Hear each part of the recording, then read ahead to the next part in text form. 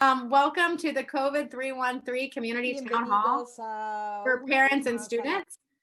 We are here for our 35th Community Town Hall, and we are so grateful you're here. It's been an emotional week for all of us, we know, and it will continue to be an emotional week. So we are going to be talking today about promoting self-care, talking about the elections, and also talking about where COVID is in this moment, because we know COVID has not gone away. We have many community partners that'll be on today that are exciting and will be able to give us the most up-to-date information, from the Assistant Secretary of State, Hester Wheeler, to the Voters Not Politicians Director, Nancy Wang. And then we have our beautiful, wonderful friend at Chas Clinic, Dr. Valbuena, who will be giving us the best information about COVID. And then at the end of today's program, we will have Kimberly Boyd from Spirit Filled Yoga and Wellness, who is going to do as much as she can with us to keep us calm through yoga and wellness. We really are grateful for you, and we're very happy to have you here. Before we get started, we are going to tell you how to get connected so that you can watch the program in Spanish and ASL. So Gloria, will you tell folks how to get connected into Spanish? Gloria. Para si se quiere comunicar traducción en español, por favor, hable al 626-7440. Julie, will you tell folks how to get connected in ASL?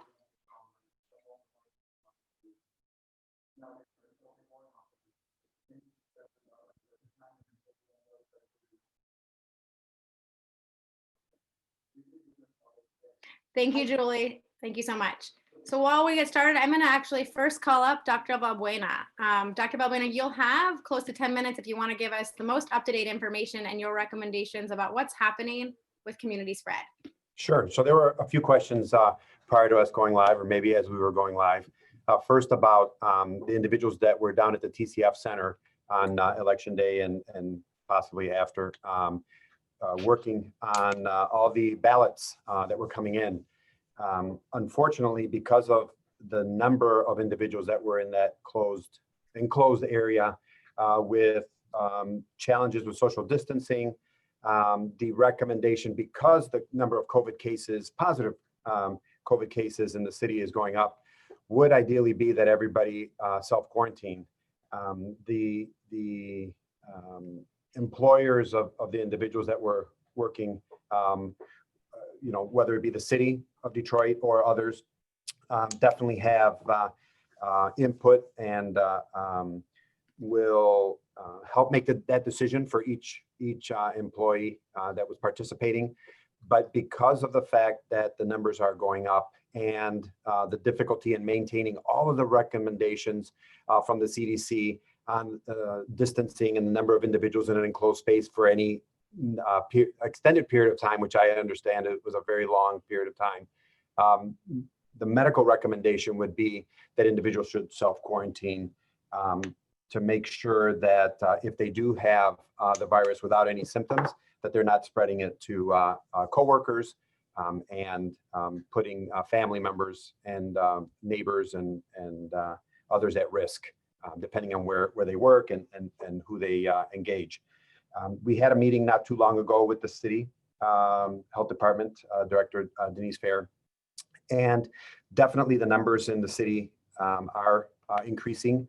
Fortunately, the hospitals are better prepared than we were early on in the pandemic.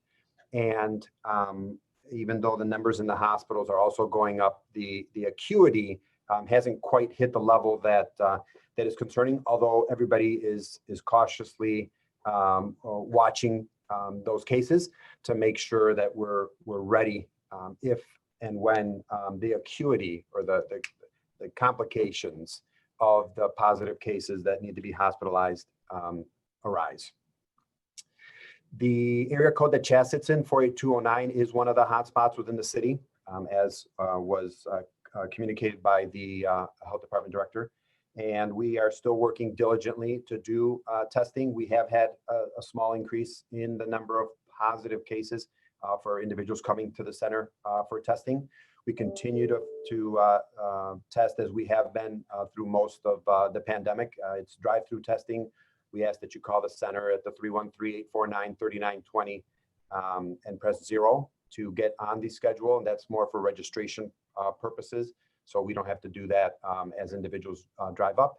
And we will do the test and get the results as soon as we have them available to those that come through for testing.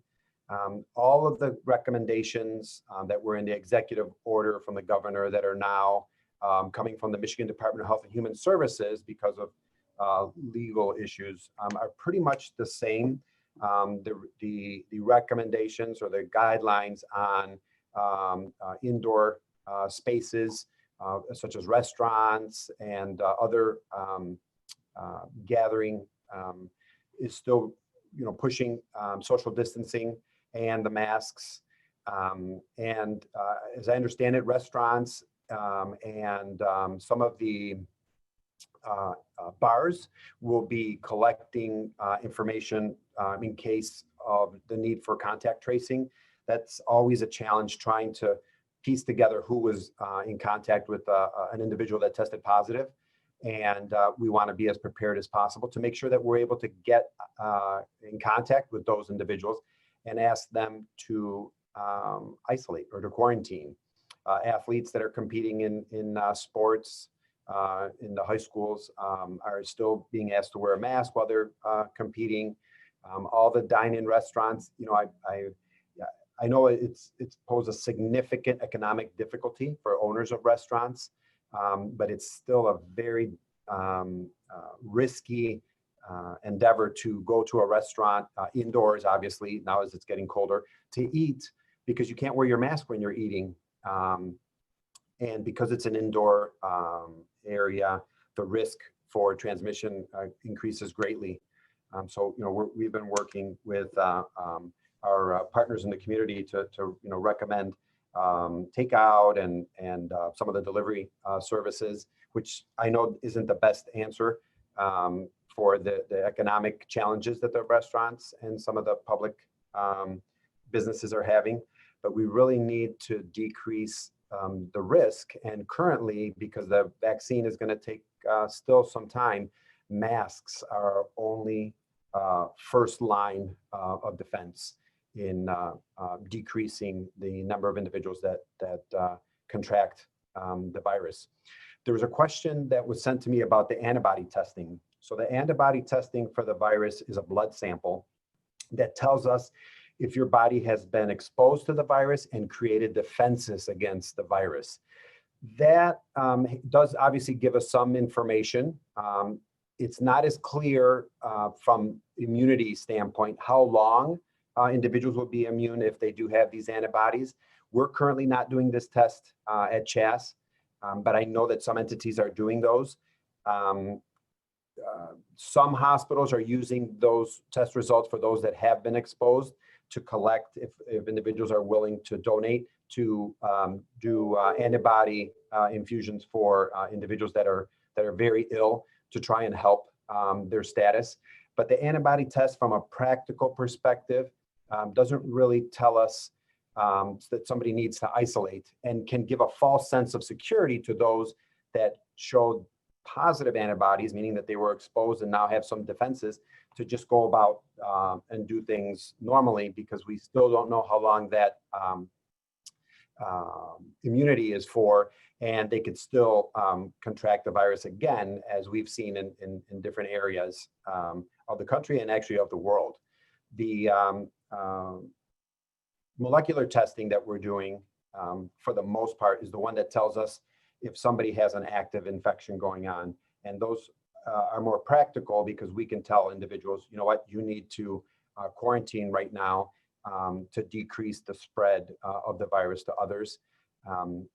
In this temperature change in the north, here in Michigan, flu and the COVID are, as you can see, are going to increase. And another initiative that we're working on, now that I mentioned flu, is we're trying to get as many individuals vaccinated against influenza as we can. We're working together with the state, with our other FQHC partners, a lot of medical providers in the city, including the health department, to really advocate for individuals 6 months of age and older to get their flu vaccine to protect them against the flu and hopefully avoid the number of hospitalizations for the flu that may impact the increase in hospitalizations from COVID-19. So I know that was a lot, and I'm willing to answer any questions if there are any. But I think that's the current update on the pandemic and COVID-19. Hi, Oh, Terry. well, hey, Christine, how are you? Oh, good, very good. So there are questions that are being typed in right now. It's so good to see everybody. So the MDHH order that came out last week says employers who can work from home must do so. What is your advice for employers? That depends on the type of work that the employees do. I know the example I can give you is here at CHAS, individuals that can engage patients in a remote way using Zoom, as we're using now, or other interactive media like that, or just the telephone, are doing so from their home. But you know, there's certain jobs that you can't really do remotely, and you have to be present to interact with the individuals that are required for you to do with your job duties. So it's up to the employer, but the recommendation is, if accommodations can be made for the individual to be able to work from home, definitely I think that's what the emergency order is leaning towards. But it's a fine balance. It's a very intricate dance to make sure that the employer and the employee have the ability to both work in that manner. So just for clarity's sake, if you're an essential worker, does this order apply in the same way, or is this really for employers of and I think all people are essential. So, but this is really for employers that can make the arrangements for people to work from home. Is that right? That's correct. That's correct. Because we do have some essential workers that are able to work from home just because their job duties, their job description, their daily work allows them to do that. So I think it's more than essential versus non-essential. It's based on the type of work that you do and what your job duties are, that would be the rate limiting factor on whether you can work from home or not. Right. Thank you. What type of testing does CHAS do, and how long does it take to get the results? So CHAS is currently doing molecular testing. It's PCR. I forget what the acronym stands for, but it's not the rapid test that tells you in 15 minutes. The accuracy of those very rapid tests is fairly low. The molecular testing is actually looking for pieces of the virus, and then will replicate it to a level that will tell the lab and tell the provider and the patient if they currently have an active infection. That generally takes a little bit longer. We have machines in the center now that we're waiting on we call it the reagents. So it's a little kit that you actually put the sample in to put in the machine to do those tests that will give us a result in 45 minutes. So we don't have that yet. So what we're doing is we're still partnered with Quest, and Quest now has got the turnaround time down to about 72 hours on average, which is not perfect, but significantly better from the 2 weeks that we had some number of months ago, when there was a big demand for testing. Thank you so much. And are we still able to report businesses and restaurants who are not practicing safety measures? If so, where? I am not sure. We should be working collaboratively as a community to follow all of these guidelines. I am not sure where the reporting goes for those that we see in the community that are not that are not collaborating or that are not working diligently to follow these. So I wouldn't be of help to tell you exactly who we need to reach out to. But I do agree that, you know, we should all be working together to remind individuals, whether it's an individual person or a business, you know, we have these guidelines in place to help keep everybody safe. And but in those that aren't participating or working collaboratively, I'm not exactly sure where we report that, if it's the police or with the city. Okay. And then the last question, and what I will say to the person that asked that question, we will try to get that information to you, so that we all can know where we should report that kind of information. What do you think the rise in cases will look like after Halloween? Well, that's where we are now. So it depends. Yeah.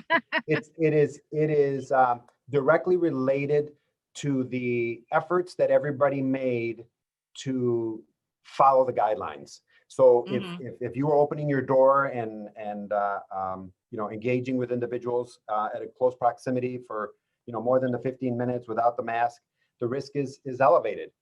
For those, I've in our community, some of the communities that I've seen throughout the city had things set up because the weather wasn't too cold in the driveway, and so they were in an outdoor setting. And some even put a somewhat of a tube setup where they could actually, kids coming by could put their bag and they would drop what it is that they were going to give them through that. So they would keep that 6-foot distance.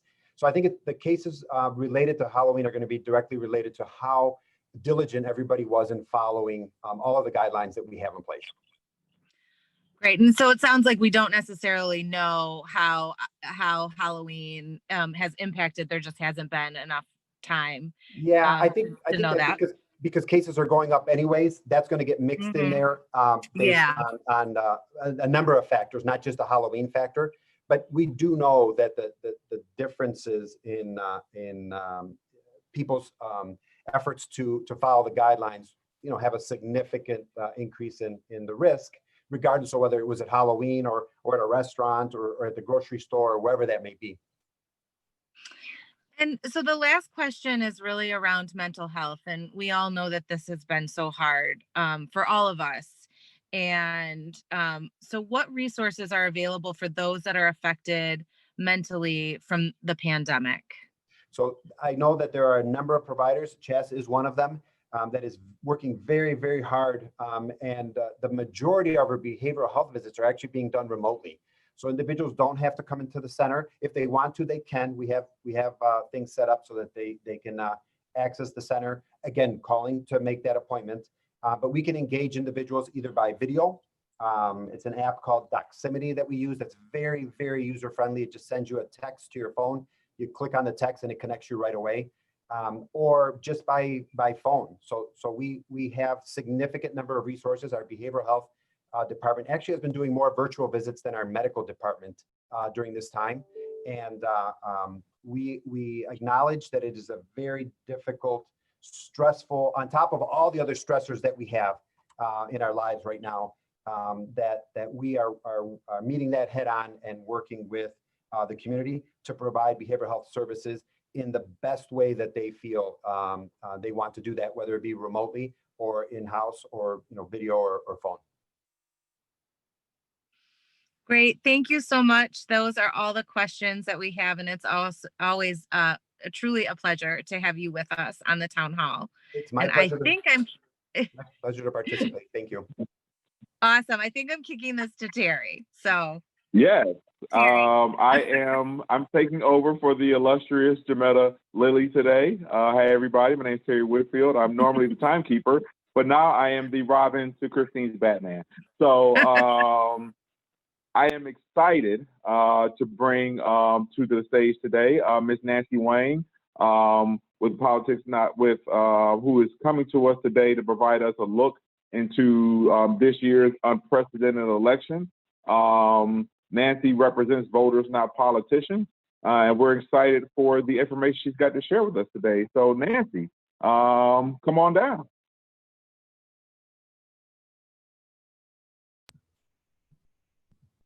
Great. Thank you so much. Thanks for having me. So, our organization is a nonpartisan organization. We are grassroots. We started for the whole purpose of ending gerrymandering in Michigan in 2018.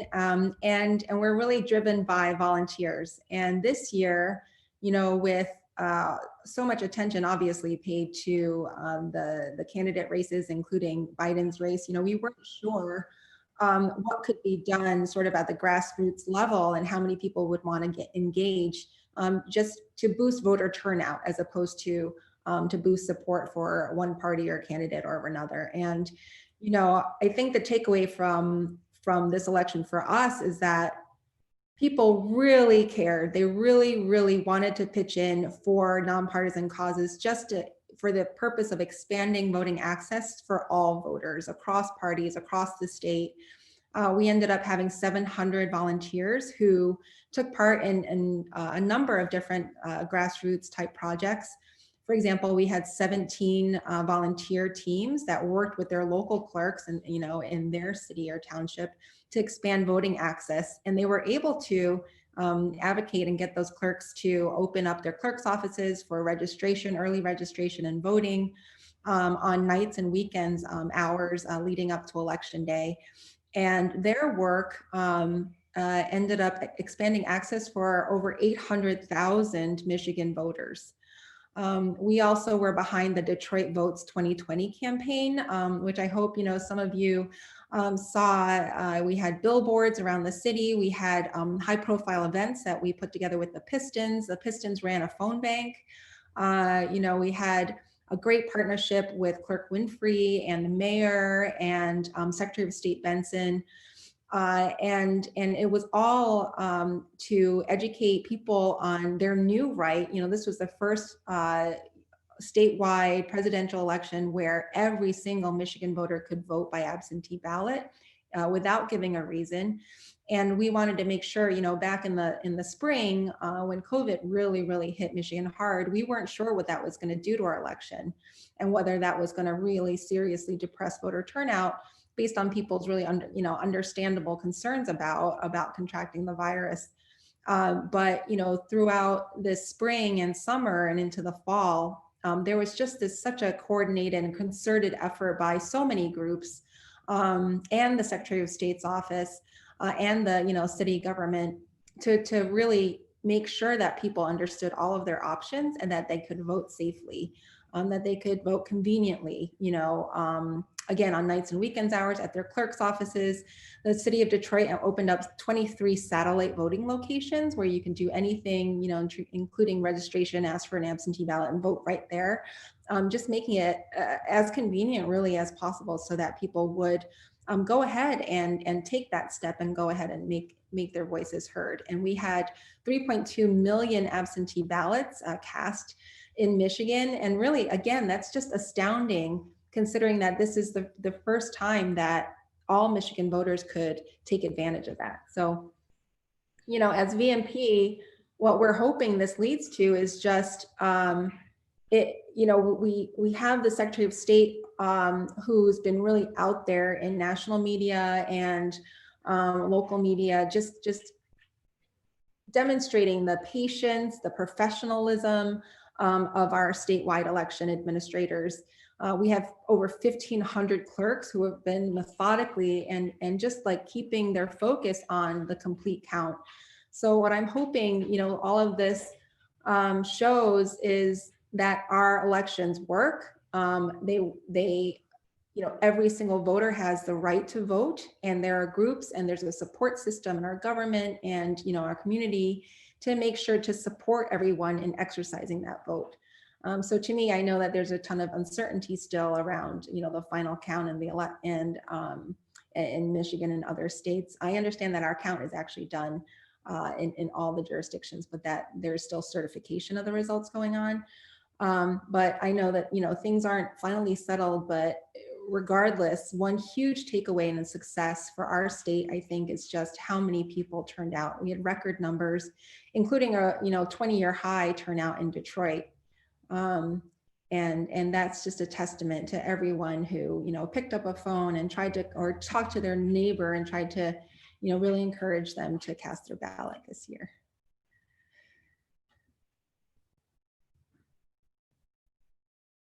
Thank you, Nancy. Appreciate that. I think for all of us, this has been must-watch television, more so than any other election that we can remember. I'm going to now see if Christine, do we have any questions? We do. When will we know? And I think this is something that we're all. This is the number one question, right? The $1 trillion question is, when will we know the official results? Yeah, well, of the election? I think that, well, one of the things that the Secretary of State has done so well is she's made this whole process, sorry about my dog, very transparent. And so we keep getting, you know, regular updates. And again, like I said, it looks like all of our ballots have been counted and they're going through, you know, the final certification. And the last I heard was that we would have, you know, her announcement by the end of the day. Great. All right. So I've seen articles of Trump trying to sue the states and voters. Is that true? What does that mean? Yes, and it's true in Michigan as well. We got a hold of a complaint that the Trump campaign filed yesterday, where they were trying to get the state to stop the count. They were alleging that Republican challengers were not able to view the count in person, which was not true. You know, there were both Republican and Democratic challengers at all of the counting boards.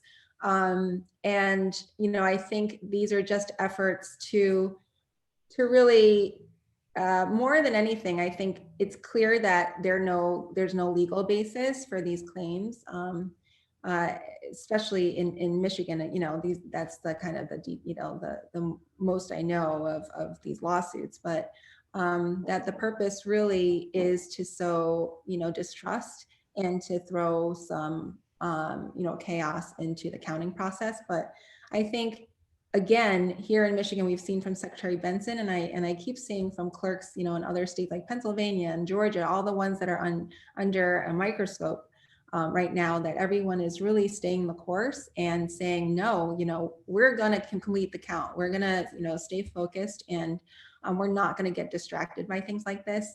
And in Michigan, they were trying to stop the count, but in fact, you know, the state has already completed it. So I'm hoping that means that these cases will go away.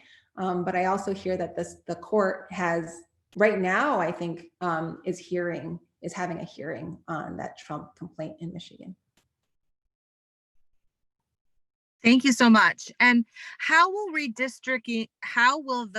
redistricting commission make sure Detroit and people of color are represented? I am like so excited over my words right now. I'm so excited to get that question. So we started again. We just wanted to. We put proposal 2 on the ballot, and it passed in 2018. And now we have we have a voter-led independent redistricting commission that is now formed, and it's going to draw all of our district, you know, state lines and our congressional lines. And those lines are going to be in place for our 2022 elections all the way to 2030. And what that means is, you know, Detroit historically has been a target of gerrymandering by the Republican Party in Michigan. And that's meant that, you know, we have documentary, like we have emails from Republican leaders saying specifically that they wanted to pack and crack as many voters as possible into, you know, certain districts in order to dilute their vote. And so in Detroit, what happened was the Republican Party packed as many you know, African-American voters that they were expecting to vote Democratic in one, you know, the 14th congressional district, for example. And the whole purpose was to make that one district, you know, blue as can be, and then all the surrounding districts would go to the Republican Party. So under the new Citizens Commission process, what's going to happen now is Detroiters get to come out and say, like, these are the community boundaries. that you should really take into account in drawing your lines. And what it's going to mean at the end of the day is that we have accountable politicians. You know, we have the ability to, once we vote, to vote politicians out of office. And we've seen in other states, it boosts voter turnout, it boosts voter confidence in the system. So I think we're going to see an entire dramatic change in our political system come 2022. It is so nice to see your energy around that. It's really inspiring. So that's all the questions that we have. So I'm going to kick it back to Terry. Thank you so much for being with us today. We really appreciate it. Terry? Oh, well, got to take yourself off of mute if you want to be on television. Appreciate that, Nancy and Christine. Excited for that conversation and to know that because the voters showed up in 2018, the impact will be felt for the next decade. And we know that because Detroit showed up in tremendous fashion in this election, that we were able to really set the course for this current election. So now, because he's on the screen and because we know he's got some great information for us, happy to have Hester Wheeler with us today. Yes, he sir. is representing the Secretary of State's office, and just excited to hear more about what you've got to share as it relates to this election. Hester. Yep. Thank you so much, Brother Whitfield. This is a great time to be in the business of advocacy or activism. I think so many things went so very well that we are just pleased to be in the process. And I particularly appreciate what you just said. Can you imagine how radically different this moment could be if we had a different governor, if we had a different attorney general, if we had a different secretary of state? So we're very pleased. Record voter turnout. Let me say hello, Nancy Wayne and Molly Sweeney, and let me say hello to all of you. I see a bunch of, I know I'm in trouble because I've said hello to a few people. Kimberly Boyd is here, Reverend Larry Simmons, my mentor, my man. 5.5 million Michigan voters went to the poll. That is especially significant. 3.2 million voted via the absentee process. No long lines, no significant record of long lines, but it's really the culmination of a whole bunch of efforts. Many of us have been working together for a lot of years, long before we got to this moment. And I heard you, Brother Whitfield, the work that we did in 2018 pays off in 2020 in some significant way. So we are encouraged.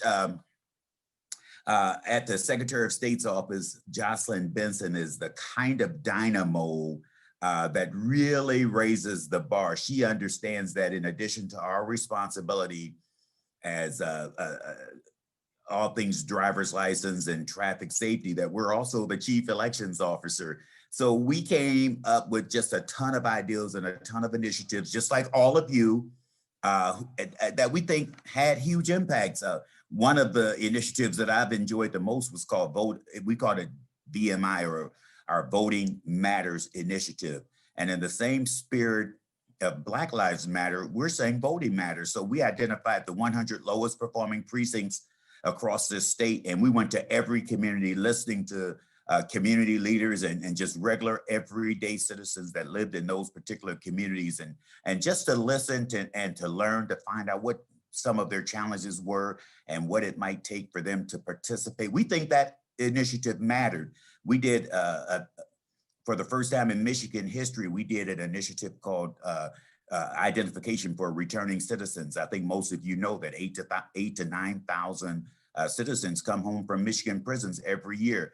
And we were determined, we started a conversation last year with the Michigan Department of Corrections. We were determined to find a way to ensure that every returning citizen had either a photo identification, driver's license, and a voter registration card. And I'm pleased to announce that we got it done way before time for this particular election season. That was a significant deliverable.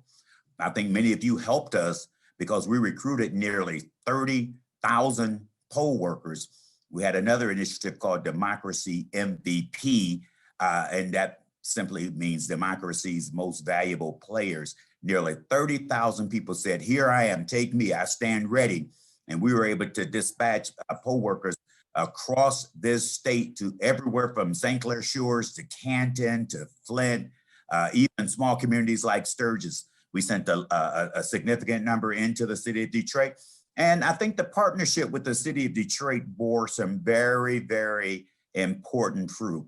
Clerk Winfrey, Daniel Baxter, and so many others, they performed very well. We were able to identify some areas regarding training to make sure that we were performing at an optimal level.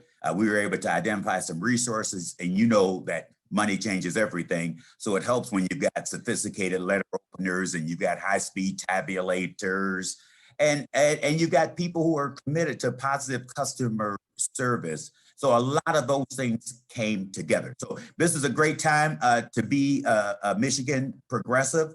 It's a great time to be in the state of Michigan. And we heard all the bad news. We heard all the threats. We obviously were concerned, but we know what Detroiters are made of. We've had to do a lot with a little for a very, very long time. And I am, I'm just, I think George Floyd was on the ballot for a lot of Detroiters. I think that poverty was on the ballot for a lot of Detroiters. I think the insensitivity that comes with racism and racialized policing and the disparities in the criminalization experience was on the ballot for a whole bunch of citizens: Black folk, white folk, red folk, yellow folk, old folk. A whole bunch of folk were in the streets for the last so many months since May 25, when Mr. Floyd was killed by police officers. So it was a significant moment of convergence, but I think the expanded election season made a difference. So thanks to all of you. No excuse absentee voting made a difference. Same day voter registration made a difference. Automatic voter registration made a difference. And many of us, proposals 2 and proposals 3 of 2018, created this landscape, this moment in 2020. So I can stop there. I'll be around for a few more minutes if there are questions or comments or anything that I need to respond to. Hello there, Christine Bell. It's nice when you guys turn your videos on. Just for the record, you guys know it's a different energy if I'm looking in your face and I can feel the energy of your spirit. Well, I feel like you have that. wonderful energy. So but I'm glad that I give you more if I pop onto the screen. So could you give us a little bit more detail, since you're very close to this, right? So Yes. I think we're all wondering, when will we hear the official results?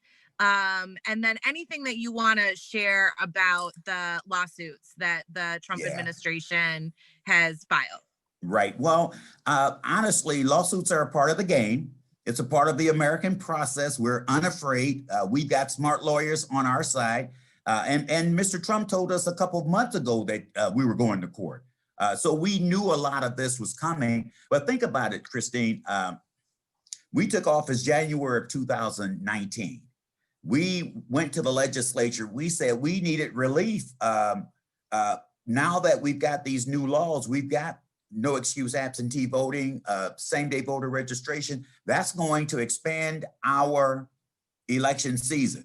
We had no idea that COVID-19 and rogue policing would take center stage, which drove people to the process a lot earlier. So we were asking the legislature to give us some relief so that we could start counting ballots earlier than one day, which is what we wound up getting. And the fact that you had an increase in absentee ballots, that means the process of counting would go longer. They gave us one day basically to separate ballots from envelopes, and it just takes time.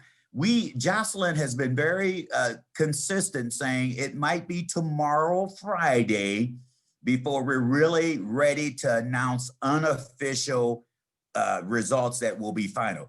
But lawsuits are a part of the game. Yep, we expected it, but you have not seen our legal team.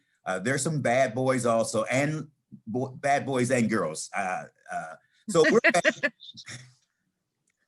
we Okay, anticipated a lot of this. so last night, and I can imagine, we know that this has been, I think this has been an amazing civics lesson for all of us. And I think, you know, it makes sense that lawsuits would be part of our American process. And so, Yes. but there was a news article or a TV story on Fox News that said that there were a certain number of registered folks that were dead. And so it raises the question of, is there coordination between, you know, the death certificate record keeping and the registration record keeping? And so can you talk a little bit about how Yeah. that might happen? And is Yeah. that also normal? Yeah, thank you for that question, Christine. And let me you guys are leaders. You guys live your commitment near or on the front line. Please be reminded that even in this post-election moment, we still need to listen to trusted advisors. We need to listen to trusted voices. And because it's on the news does not mean it's true. But what you are referencing is a reality that we experience in every election. Michigan, as you probably know, we have slightly more than 1,500 clerks. There are some communities that coordinate death certificates with voter registrations a lot easier than other communities, because very often the clerk sits right next to the person who manages records for that village or township. You follow me? And the fact is, if you vote on September 26th, for example, and unfortunately you pass away before November 3, technically that ballot is spoiled. And that did happen quite a bit on the way to August 4. We had 10,694 ballots that were spoiled for different reasons. And guess what? One of the significant reasons was people died before their ballots were counted. So those ballots are spoiled. That's an absolute fact. The other reason ballots get spoiled is for signature, but we got some relief where I don't know about you, Christine. I know you're still young and you're holding on to that beautiful signature, but as I have grown older, my signature is fancier and fancier and is less legible than it's ever been. But at any rate, technically a clerk can dismiss my ballot, but now they have a legal obligation to call the voter and say these signatures don't match. And another reason is just simple overvoting. So there are different reasons, and death is definitely a factor. I don't know what those numbers are yet for this November 3 election. But Hester, it sounds like you have there is a process, and that, you know, depending on the clerk's office, there's you know, ways to coordinate death with the voter registration.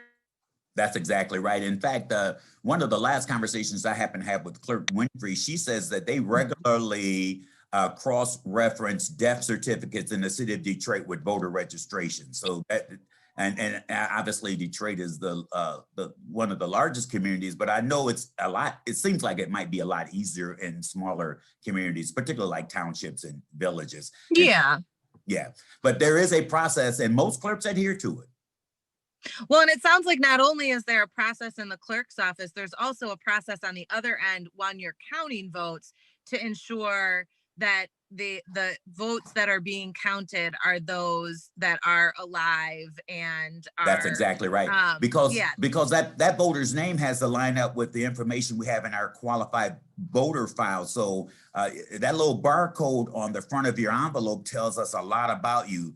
As you know, we took a lot of I don't pray for me, Reverend Larry Simmons, if I'm going too far, because I know you're not supposed to celebrate being proud. But the fact is, we've got we took credit for having one of the best websites ever. We partnered with the National Center for Civic Design, and we wanted to provide support and assistance and relief to clerks who might not have the same capacity. But that little barcode on the front of your envelope, once we receive your ballot back, we swipe that barcode, it went straight to the qualified voting file. So that's why you could drop your ballot off at a drop box on Thursday, and then Friday you could see that your ballot was recorded as having been received. So there were a lot of lessons learned in this new moment. We tried to anticipate what many of the challenges are, and just be reminded now,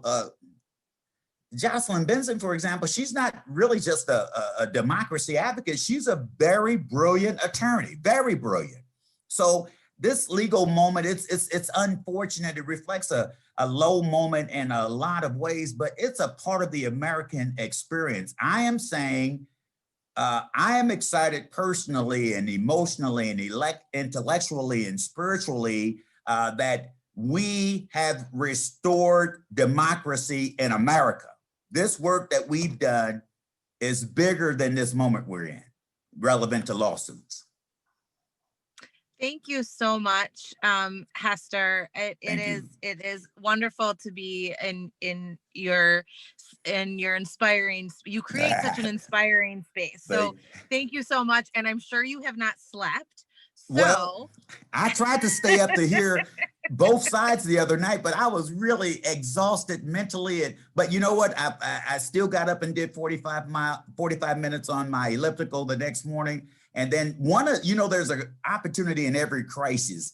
So several months ago, those of us, I know I don't look it, but I'm over 50. So that puts me in that compromised immune system, African-American over 50.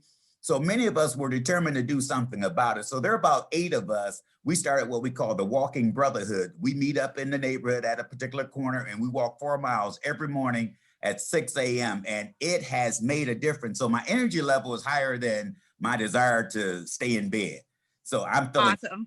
Thank you guys. Well, that is wonderful to hear, and also pretty inspiring that you are doing that at 6 a.m. every morning. Every morning. Been up all night. So thank you so much for your hard work, and also thank you for being here with us today, because I know that there's a lot going on. It is a lot going on. So we're huddling now, looking at legal options and lawyers. And I don't know if there are any lawyers on here. Is Nancy Wang a lawyer? I'm not sure. But lawyers love to kind of huddle and exchange big ideas. And I love to just sit and watch them have those kinds of discussions. And I already know the direction I think we need to go in, but it's good to let lawyers work it out mentally. They're so brilliant and so smart. So we're engaged. We'll be fine. Stay tuned. Thank you for everything. Please, please, please. We're far from done. And I know that redistricting is a priority going forward. We've got it. I know Nancy probably already spoke about it, but we've got a lot of education and a lot of opportunity. We got an opportunity to go from worst to first in Michigan because of our new voting rights. So let's stay connected. Awesome. Thank you so much, Hester. And I want to remind the audience that if you have questions, please text them to 313-288-2082. Again, that number is 313-288-2082, or you can put them in the chat right now on Facebook, and I am going to send it back to Terry. Hey, Hester, thank you, sir. And again, for the motivation to make sure that I'm continuing to get up at 6 a.m. and do something. My man, so that's right. I appreciate that. I'm trying to get Larry Simmons out there too. But he's already a picture of fitness. So we know the power of prayer. So stay tuned. It's happening. There you go. Thank you guys so very much. Thank you, Hester. Ready to go. Thank you. My man. Bye-bye. So with that right there, we've had a few perspectives as it relates to how Detroit has shown up at the national level, and with such great turnout for the presidential election, that has impacted the local elections as well. So we've got the illustrious, the fantastic, the uberly articulate Reverend Larry Simmons, who is here to help break down the local elections. Rev. Hello, everybody. I just want you to see my swag here. You see my swag? Count every vote. Count every vote. That's what we did. We made sure every vote counted. We worked, as Hester just pointed out, got record turnouts. But the first thing I want to do, I think I'm going to take this off because I'm indoors and it's hot on my bald head, is I want to celebrate the American people. I want to celebrate those whose agenda I don't agree with, and I want to celebrate those whose agenda with which I do agree. What we did over these last 3 weeks in this election, there are over 159 million, I hope I've got this number right, 159 million people who cast their ballot. It might be 180 million, but somebody can check that for me and let me know. Nancy, who texted us and said, who chatted us and said, yes, I'm a lawyer. Lawyers always have all the facts. But think about that. Think about the fact that nearly half the entire American population showed up to cast our sovereign duty. You know, in America, it's the people who are sovereign. It's not the elected officials. That's why they're called representatives.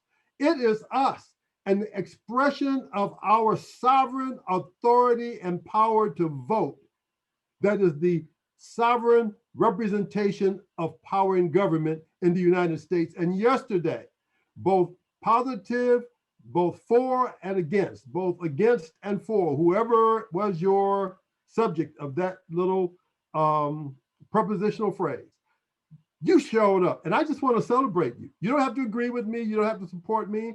I know I supported some policies and some folks in my neighborhood who are good friends with me didn't agree with, but guess what? We showed up. Detroit had over 270,000 voters yesterday. And let me tell you, I went down yesterday to the counting center as part of the 482 Forward and Every Vote Count effort. And you look inside that window and you see people working to make the process work. There were suburbanites and people from the city. There were Black people, white people, Asian people, Arab people. There were Native American people. There were folks of all stripes. There were Republicans in that room, as many, in fact, more Republicans than there were Democrats, when I'm told. And all of us working together in what was the smoothest. Now, you know, I tell you all this all the time. My superpower is being old. And if you don't think it's a superpower, keep on living. And this gives me a perspective on elections. And I'm telling you, I drove around the city yesterday. There were no long lines. There were lines, but there were no long lines because the process was smooth. It was well done. It was well planned. So congratulations to City Clerk Winfrey. Congratulations to Hester and the state team. Congratulations to all those campaigns who put together their signs. And I just want to say that you, as an American today, should have your chest stuck out. And you're right, Hester, pride cometh before the fall. But we give praise to God for the power of the people, and every vote should count. And so I just want to encourage those who are on our call to know that your activism, your caring, your concern makes a difference. Every single vote counts. These elections nationally are being determined oftentimes by less than 1% of the total turnout. You count. Your personal power is the beginning of the collective action that creates public policy. So locally, we have 2 new members of the school board. We have a proposal in that passed. Of course, you know, our those congresspersons who represent the city of Detroit were reelected. The senator was reelected. Joe Biden won Michigan significantly because of the 95% support he got out of the city of Detroit. So the city of Detroit showed up yesterday. And I just want to point out that across the country, you see these super turnouts and people of color and urban residents. And this, I want to give a shout out to my suburban white sisters who were so constantly criticized all the time. They came out in also a special way and participated from that counting room down at Cobo Hall to the voting booth. They participated in this election in a very special way. This was a win. No matter who wins the presidency, we don't know who that is yet. No matter which of these candidates wins the presidency, America is the winner. And I hope you are as encouraged as I am that our latter shall be better than our former. Oh, there we go. Oh, there we go. Well, that's what I'm talking about, sir. So I passed it to you, Christine. I just wanted to pop on and show that I have swag too.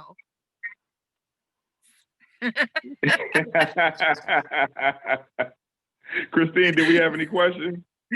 We do not have any questions. I think we've covered them, unless, you know, Larry, Rev, unless you want to share anything about the lawsuits or anything. Yeah. I don't have any insight beyond what Assistant Secretary of State Wheeler just shared with us. I would just say this, and I want to emphasize this. This is also part of the great American experiment. People don't have to go out into the street with guns, although some chose to do that. People don't have to go out into the street with guns and shoot at one another. We have a legal system where if you have a dispute, you can turn to the legal system and get an adjudication with which we all live. This is also part of this great moment. Are there problems? Look, you know, I know there are. You've heard me talk on this program about it, but celebrate. Sometimes we just have to take a minute and celebrate the tradition that we are building in this country that hopefully others will see and follow. So the lawsuits, they're part of the American process. It's the right of people to sue. And we encourage those who think they have a grievance to do exactly that. Do I think that based on what I know about election law, and I've been involved in politics since I was, I'll tell you, I think I told this before, first person I worked for was Adlai Stevenson running against Dwight Eisenhower. Now, how does that make you feel? So I will tell you that almost in every instance, courts are very, very, very, can I say that 20 more times, reluctant to interfere with an election process. They hold that to be sacrosanct. And you have to have an egregious problem for them to intervene. The only time I really remember them intervening was the hanging Chad controversy of 2000, when the Supreme Court stopped the recount, the hand recount that was underway, because the machines couldn't count all the votes. And in an act of great heroic civic commitment, Al Gore accepted that decision gracefully, withdrew as a candidate, and extended his congratulations to George Bush. Thank you so much. Your wisdom is your superpower. So not your, I guess that's with age, but your wisdom is your superpower. And there are a few other superpowers that you have. So Terry, I'm gonna kick it back to you. Thanks, Rev, for always saying what is needed at the moment. Thank you, Michigan. Love you, Detroit. Handle your business. Thank you, Rev. And the one thing about wisdom is always learning, not looking back, but learning from previous efforts. And what we saw in this election in 2016, Donald Trump won by less than a little more than 10,000 votes. In this election, Detroit showed up, and he did not have a chance. So again, thanks everybody for showing up. I would now like to bring on, because it's tense. We're tight right now. There's still a lot of uncertainty in the world. And for us, that can cause a lot of tense muscles, a lot of stress headaches, increased gray hairs right there. I don't think Kimberly Boyd can help me with that, but she can help to give us some tools and an opportunity to relax, relate, and release. And would love to bring back our special friend, Kimberly Boyd, with Spiritfield Yoga and Wellness. Kimberly. Thank you so much, Terry. Greetings, everyone. One, it is good to see you. Now, I know that yoga is typically a practice that we associate with moving, but one of my great mentors, Dr. Gail Parker, says, you know what? Just because you're not doing anything every once in a while doesn't mean that nothing is happening. So today, I would like to share with you some simple practices from an area of yoga called restorative. So if you think of how that's spelled, the first 4 letters, R-E-S-T, are all about what this practice is. Instead of being engaged in a lot of moving, because our muscles are already tight, right? This is about finding a way to completely chillax, right? Commune with the breath and just receive some rest. So I'd like to share with you from 2 different perspectives. Right now, I'm seated in a chair. And so we're going to do a version that we can do seated in the chair. And then if you are comfortable, I'd like to show you what we might do from the floor, or if not from the floor, when you're lying in your bed. So I'm going to adjust my camera so you can see a little bit more of how I'm moving. So a good restorative practice, especially when we're feeling kind of all over the place, is to simply get grounded. So find a way right now to sit up tall with the soles of your feet planted on the earth, and take a breath in, bring your shoulders up. And as you exhale, let the shoulders ride down and allow the chair to really receive all of your weight. And just feel with each exhale that all of the stress and tension that your body is feeling is being received by the chair and returned to the earth, which is strong enough to hold all of us. And so that as you inhale, imagine what it might be like to receive the bounty and the beauty and the healing energy from the very depths of the earth. And when you're ready, just bring your hands together. We're going to do a few body holds. And as we do each one, notice which one feels best to you. In the first, take one hand, place it on your chest over your heart. See if you can find your heartbeat. Take the other hand, place it on your belly. And now bringing your awareness inward, you don't have to close your eyes unless you want to, but at least lower them so that once you see what we're doing, you're not staring at the screen and your eyes can rest as well. And as you breathe in, just allow the belly to expand into the warmth of your hand. And as you exhale, feel it all relaxing. And try that again. Inhale, filling the body with breath, and exhale and release and let it go. Next, take the hand that was on your belly, place it on your forehead. And without pressing really hard, just really have the sense that you can feel the support and the connection of your hand to your forehead, and continue to breathe. Inhale and feeling your body rise into the warmth and the strength of your hands. And as you exhale, feel all the tension draining into the chair, into the earth. And breathing in again. Now the third, I'm going to take one hand, doesn't matter which, find the side of your body, your rib cage. Take the other hand, bring it across your body to your shoulders like you're giving yourself a hug. And from here, once again, inhale, breathing in gently through your nose, and exhale, this time blowing out through your lips. And repeat, inhale. And exhale. And now returning to your own natural breath, just take all that in. I wonder, did one of those holds feel a little bit more settling, a little more grounding, or a little more comforting to you than the others? If it was all equal, keep all 3. If you have a favorite, practice that one. Well, next is a part where we go down to the earth. Now you can stay seated right where you are and just take it in. I'm going to adjust my camera just a bit so that you can see my chair. Okay. I'm going to move it back.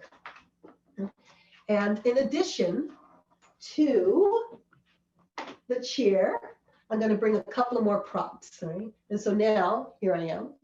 Notice that I'm using the chair to help me come down peacefully and gently to the earth. You can take your favorite route, but the furniture is there for a reason, even if we're not sitting on it. So I have a blanket, because in this restorative practice, as we go to rest, We really know that we are reaching relaxation if our body cools down. And I have a comfy pillow just in case you might need it. Always good to have it and not need it, then need it and not have it. And from here, gonna scoot right next to my chair. This could be a couch, it could be a bed, and I'm gonna lay down away from the chair. So now I'm glad I have my pillow right here. And gently place one leg and then the other on the chair. Now, you might have to adjust a little bit to get comfortable. And from this position, notice it kind of looks like I'm in the same position in my body as I was when I was sitting up.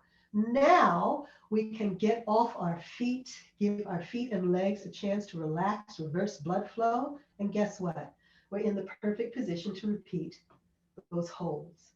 So a hand on the belly, a hand on your forehead, a hand on your heart, holding across your rib cage, whichever was your favorite position. So after you take a few breaths there, our final restorative pose is to simply lie down with your arms next to your body, palms down, or if you're feeling really stressed, try palms up. And you're simply going to breathe. And sometime before you get too relaxed, you might bring your blanket over and cover yourself up and simply lie here and rest and breathe. That's all. So when we give our bodies a chance to rest, we're helping to build the immune. So with my back against the earth, with your back against the earth as you inhale, can you feel the belly rising up? And as you exhale, just allow all the tension to release into the floor or the chair or the bed. Stay here for as long as you like. I recommend at least 10 even breaths minimum, or if you have a little bit more time, stay here for 5 or 10 minutes. And when you're ready to rise, don't worry, because I heard somebody say, how in the world am I going to get up? Well, this is how you do it. Slowly, peacefully, and gradually. Take a breath in. And as you exhale, just bringing your feet to the edge of the seat. You're going to roll over gently to the side of your body. Take a moment and rest here. And then pressing away from the earth, bringing yourself up to a gentle seated position with your legs crossed, soles of the feet together. And then once again, you can return to one of your favorite holds. Hand on the belly, breathing. Hand on the heart, hand on the forehead, breathing. Hand on the rib cage.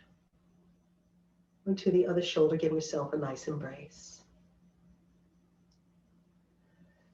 And so that is my recommendation for our restored practice today. So be well, be safe, stay strong, peace. Thank you, Kimberly. As always, your practice, your tone. I'm somebody, for those that know me, I'm constantly on 20. Whenever you come on, I gradually drop down to 2. Thank you. Appreciate you. Appreciate you. All right, Christine, we are at the end of our show. Yes, we are. I'm still new to this stuff. So what happens next? What happens now? So now I am going to wrap us up. So we're on time. So maybe it works to have Terry keep time and co-moderate at the same time. So as we reach the end of our town hall, we want to thank all of our panelists for being here. We also want to thank all of you for being with us and asking really amazing questions. And so if you have questions or topics that you would like to hear, or if you'd like regular updates, you can put your name, phone number, and email in the chat right now, or you can text that information to 313-288-2082. Again, That number is 313-288-2082. And as always, I have a few asks. The first ask that we have for you today is to take rest. We have all worked really hard, each of us, throughout this pandemic, and particularly in the last couple of weeks here. And as the pandemic continues to wear on, I know that all of us can get tired and frustrated, and there can be a lot of chaos. So take rest and take care of yourself, even if it's for 5 minutes, or even if it was just with Kimberly today. Please take rest. And the second ask we have is then get ready for Saturday, because there will be a Detroit rally to ensure that every vote is counted across the country. So we will make sure that we post that information on DPTV's Facebook page, and we'll post all the info with the time, since there's no time yet. So take rest till Saturday, and then come back out again to ensure that every vote across the country is counted. And with that, we will say goodbye. And as always, we want to thank everyone that is on the call. So please put on your cameras, because it takes all of us. And we want to remind everybody to stay healthy, stay strong, and stay powerful. And I think Gloria just said that, but just to be sure, Gloria, can you just say stay healthy, stay powerful, stay strong one more time? Manténgase fuerte, manténgase saludable y manténganse empoderado. And as I'm reminded in our chat, count every vote. And Every vote single counts. one. I put my beanie that way. So count every vote, America. All right, we'll see y'all next Come to the week. conference, you can get swag. Yeah. Oh yeah. First, swag, and find out how to fight for education justice post-election. Yes. All right. We'll see y'all later. Thank you for See ya. showing up.